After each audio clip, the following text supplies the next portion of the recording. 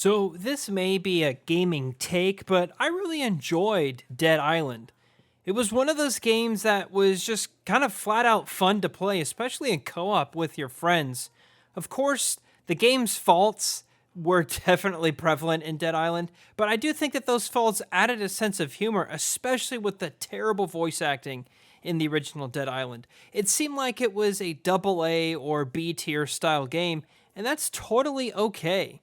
So let's recap the series of Dead Island because the game's sequel was announced way back in Gamescom in 2014.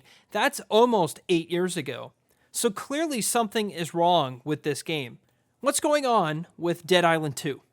Let's first quickly recap how we got to Dead Island 2 with starting with the original game. The original Dead Island was released in 2011 by Techland and published by Deep Silver for the PS3 and the Xbox 360. It got decent reviews and featured an open-world zombie action game. It reminded me kind of Borderlands from a lot of the mechanics.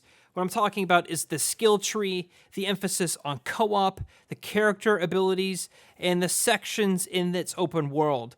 It kind of wasn't a Borderlands clone per se, but you could really see the impact of Borderlands all over this game, and that's not a bad thing. But like I said, Dead Island is a B tier or AA game by today's standards. It has glitches and bugs, the voice acting is comically bad, and there's not a ton of variety to the zombies. However, I thought the weapon variety was really cool, and you could later progress into using other weapons such as guns or explosive weapons. The reviews for the original Dead Island were pretty mixed, averaging around a 6 or 7 out of 10. It seemed to have sold relatively well, with over 5 million copies sold. The game also got a pretty big DLC expansion that became its own standalone game, Dead Island Riptide. What I personally loved about this is that you could import your character from the first game and continue the skill tree and progression without starting over, something only games like Mass Effect did at the time. Riptide came out in 2013 for the Xbox 360 and PS3. Both Dead Island and Dead Island Riptide were later remastered in what's called Dead Island The Definitive Collection for Xbox One and PS4 in 2016. It comes with all DLC and included graphical enhancements. Personally, I thought this was the way to play Dead Island, especially with your friends, and I think even the Xbox Series X and Series S frame boost these games to a higher frame rate as well. So that brings us now to Dead Island 2, a game that's been in development hell for almost 8 years. How is that even possible? Well, the original creators of Dead Island, Techland, moved on to create something new after the release of Riptide. That was called Dying Light, that released in 2015, and Dying Light's a great game. It got a major expansion called The Following in 2016, and they continue to make a sequel, Dying Light 2, which released in early 2022. So it seems to me that Techland is done with Dead Island in favor of Dying Light, which critically and commercially paid off. And it seems like they're really invested in this IP and they don't have any really desire to return to Dead Island. I'm not even sure if Techland still owns the Dead Island IP.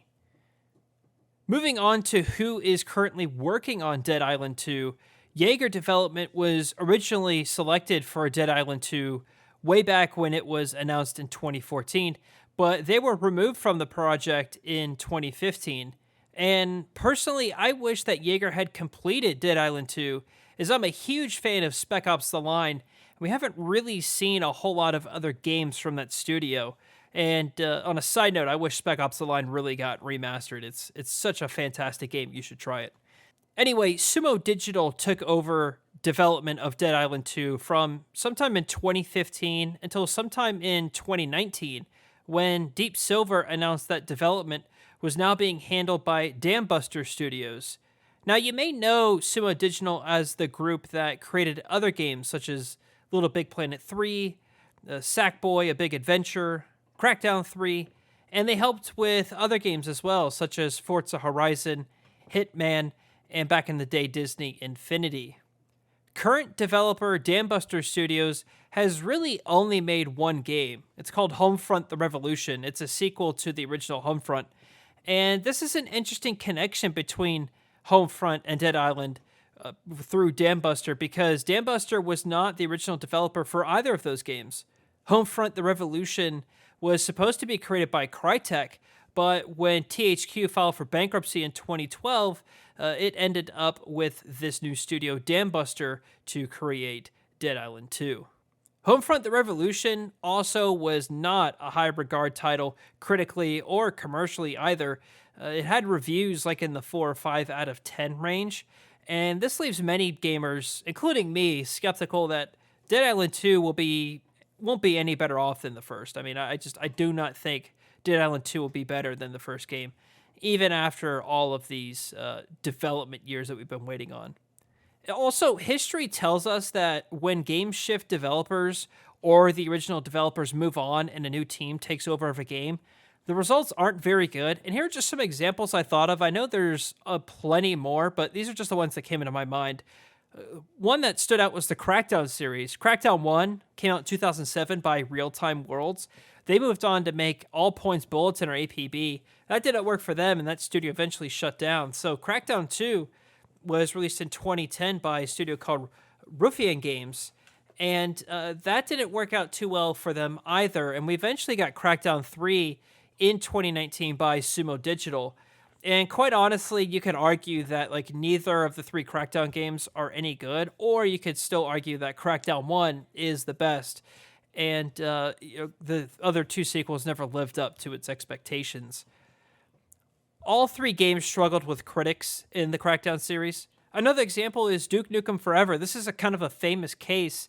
Development started in 1997 by a team called 3D Realms, and it wasn't released until all the way until 2011.